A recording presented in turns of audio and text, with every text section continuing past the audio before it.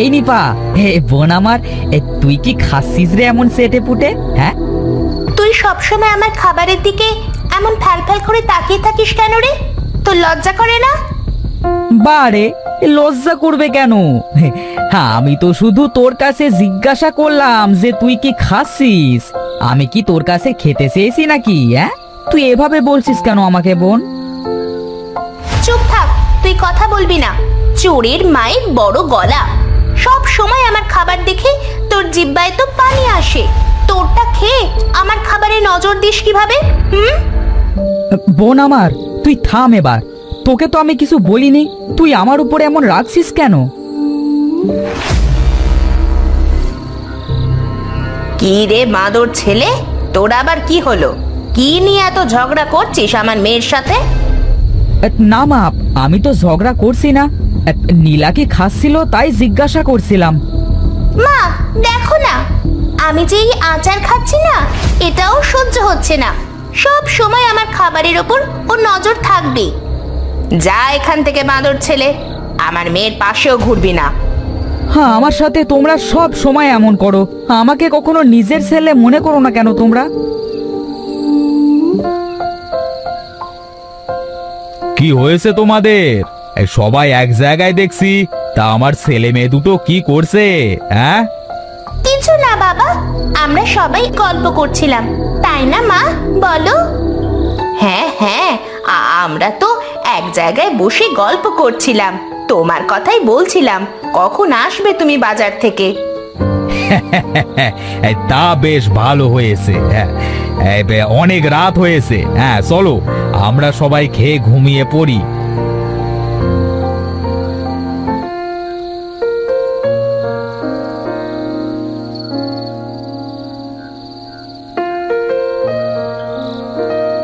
বাবা নীরব, তুই এমন এক কোনায় বসেছিস কেন রে? সরে আয় আমার কাছে। আর তোর লেখাপড়ার কি খবর? ভালো বাবা, এবার পরীক্ষায় দেখো আমার অনেক ভালো রেজাল্ট আসবে। বেশ ভালো কথা, শুনে খুব খুশি হলাম। যা, খেয়ে দে, তোরা ঘুমিয়ে পড়।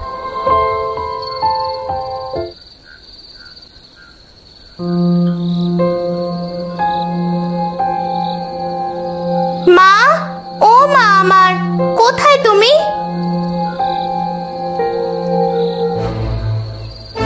কি হয়েছে মা, এত রাতে ডাকছিস কেন? মা দেখো, আমার না কেমন বমি আসছে।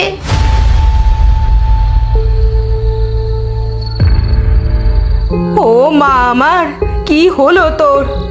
আমার মেয়েটার বদ নজর লেগেছে। কতবার মানা করেছি ওই বাঁদর ছেলেটার সামনে কিছু খাবি না। এসব কি কথা বলছো গিন্নি? ওটা তো তোমারও ছেলে। এই চুপ করো তো, বলেছি বেশ করেছি। আমার মেয়েটা কিছু খেতে গেলেই মুখের পরে হুমড়ি খেয়ে পড়বে।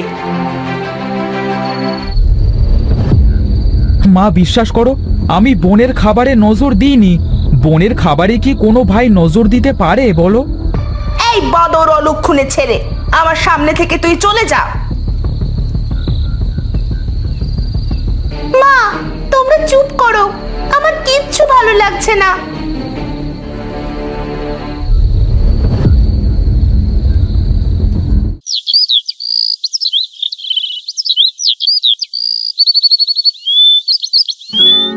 ওগো, আমি এখন কি করব?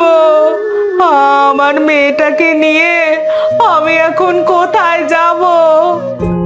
শান্ত হও গিন্নি, শান্ত হও। দেখি আমার দ্বারা কিছু করা যায় কিনা।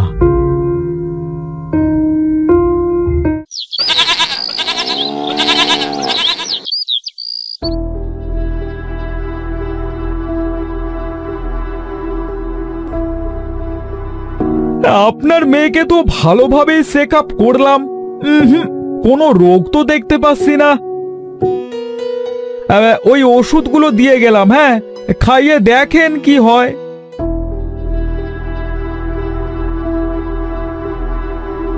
ওগো, এবার আমাদের কি হবে?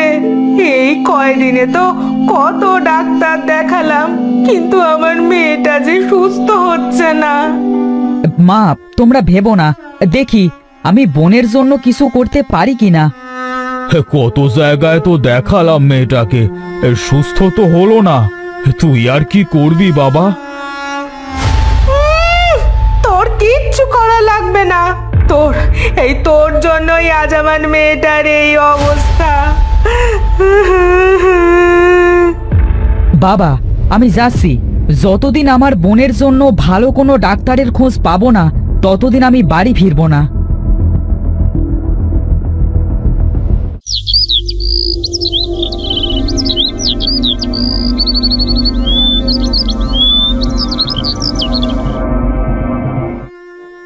সত্যি কি আমার বোনটার আমার জন্য এমন হলো? কিন্তু আমি তো আমার বোনের খাবারে নজর দিইনি, তাহলে কেন এমন হলো? এখন আমি কি করব? হ্যাঁ, আমি যে মরে গেলাম। মানুষ কেন বনের প্রাণীদের গায়ে এভাবে তীর মারে? এমন কেউ কি নেই আশেপাশে যে আমার গায়ের এই তীরটা বের করে দেবে?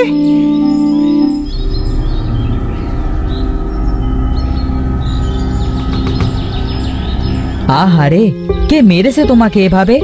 এত সুন্দর পাখিটাকে কে মারলো? কার মনে দয়া মায়া নেই? দয়া করো পথিক ভাই, দয়া করে আমার শরীর থেকে তীরটা বের করে দাও। আমার যে খুব কষ্ট হচ্ছে।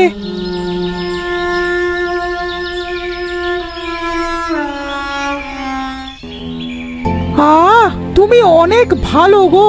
তোমার এই ঋণ আমি কোনো দিনও শোধ করতে পারবো না। তোমাকে আমার ঋণ কে শোধ করতে বলেছে? কারোর সামনে কেউ বিপদে পড়লে তাকে বাঁচানো আরেকজনের দায়িত্ব হয়ে পড়ে। তোমার মনটা অনেক ভালো বন্ধু। পৃথিবীর সবাই যদি তোমার মতো ভালো হতো তাহলে অনেক সুন্দর হতো পৃথিবীটা। তা তুমি এখানে কি করতে এসেছো? বাড়িতে আমার বোনটা অনেক অসুস্থ, অনেক ডাক্তার কবিরাজ দেখিয়েও কোনো কাজ হচ্ছে না। তাই বাড়ি থেকে এসেছি বোনের জন্য ভালো কোনো ওষুধ নিতে, যেন আমার বোনটা সুস্থ হয়ে যায়। কেন বন্ধু, তোমার বোনের কি হয়েছে? সে অনেক কথা বন্ধু, তাহলে শোনো। ও তাই বলো। তোমার বোনের যে অসুখ হয়েছে সেটা যে সে অসুখ না। এই অসুখ আমার সেনা একজনেরও হয়েছিল, কিন্তু তারা সেই মেয়েকে বাঁচাতে পারেনি। কি বলছো তুমি? তাহলে কি আমার বোনটাও বাঁচবে না? তোমার বোনের যে খারাপ পরীর নজর লেগেছে। মানে? হ্যাঁ গো বন্ধু, তাই তো তার কোনো ওষুধে কাজ করছে না। তাহলে এখন আমি কি করব বন্ধু? বোনের যদি কিছু হয়ে যায় তাহলে তো আমার ওই বাড়িতে আর কোনো জায়গা হবে না। তুমি কোনো চিন্তা করো না, আমি তোমাকে যেভাবে বলবো তুমি সেভাবেই কাজ করবে, তাহলেই তোমার বোন সুস্থ হয়ে যাবে। কি বলবে তুমি, বলো। তাহলে শোনো, নদীর ওই পারে একটা মায়াবী জঙ্গল আছে। সেখানে খারাপ পরীর বসবাস, বুঝলে? ওই খারাপ পরীর মেয়ের মানুষের আচার বানানো খুব পছন্দ করে। তাই সে যাকে আচার খেতে দেখে তার ওপরেই নজর দেয়।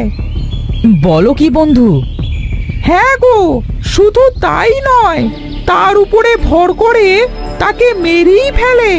খারাপ পরি তার মেয়ের জন্য জাদু দিয়ে অনেক রকমের আচার বানিয়ে রাখে, কিন্তু সে সেই আচার খেতে নারাজ। তার মানুষের বানানো আচার চাই চাই। তাহলে এখন কি করব আমি? তুমি যদি ওই মায়াবী জঙ্গলে গিয়ে খারাপ পরীর বানানো জাদুর আচার এনে তোমার বোনকে খাওয়াতে পারো, তাহলেই তোমার বোন আবার সুস্থ হয়ে যাবে। কিন্তু আমি কিভাবে যাব ওই মায়াবী জঙ্গলে?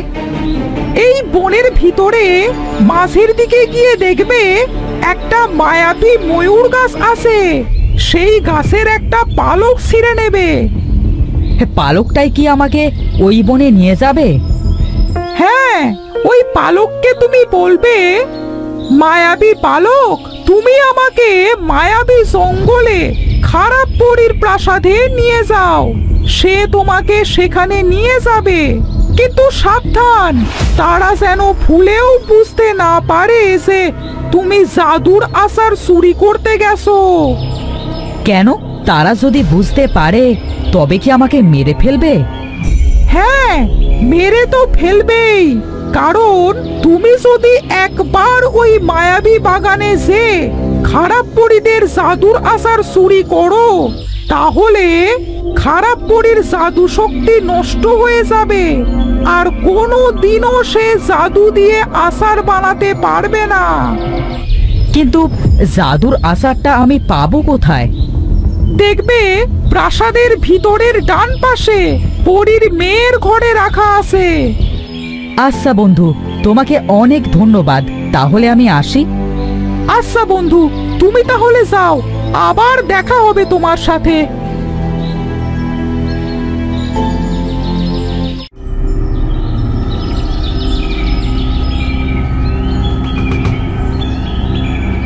পালক, তুমি আমাকে মায়াবী জঙ্গলে খারাপ পরীর প্রাসাদে নিয়ে যাও।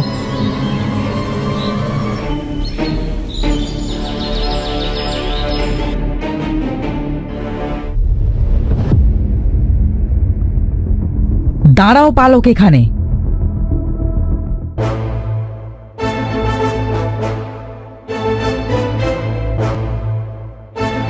মা, তুমি এভাবে আর বাইরে বাইরে ঘুরো না, না জানি তোমার আবার কখন বিপদ হয়ে যায়।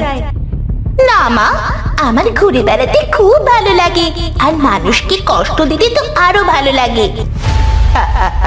আমার পাগলি মেয়েটা কি বলে।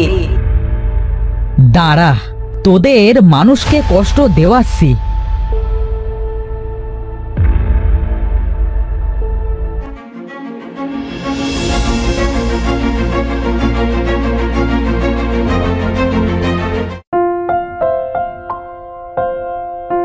পালক, এবার আমাকে আমার বাড়ি দিয়ে এসো।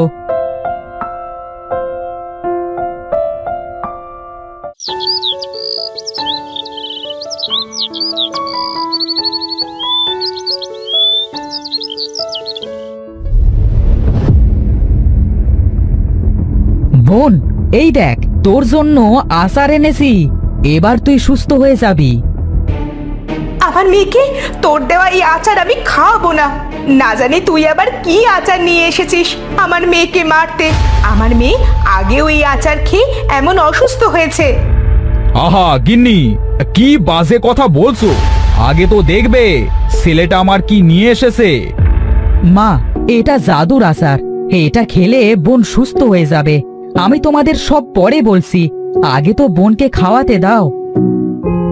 নে বোন, হাঁ কর, একটু কষ্ট করে খা, দেখবি এখনই সুস্থ হয়ে যাবি।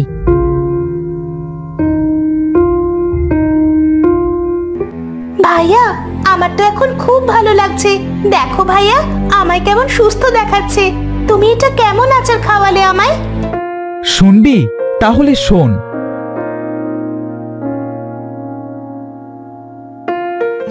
ভাইয়া, তুমি আমার জন্য এত কষ্ট করেছো। ভাইয়া, তুমি আমাকে ক্ষমা করে দাও, আর কোনোদিনও আমি তোমার সাথে খারাপ ব্যবহার করব না। বাবা, তোর কাছে ক্ষমা চাওয়ার মতো মুখ আমার আর নেই। তারপরেও তুই আমাকে ক্ষমা করে দে। তোর প্রতি আমি অনেক অন্যায় করেছি। না মা, তুমি কোনো অন্যায় করোনি। আমি তো তোমার ছেলে, তুমি আমাকে বকতেই পারো। তোমরা সবাই এবার কান্নাকাটি বন্ধ করো। আজ থেকে আমরা আবার সবাই সুখে শান্তিতে বাস করব। হ্যাঁ বাবা, ঠিক বলেছো। আজ থেকে আমরা অনেক ভালোভাবে থাকবো।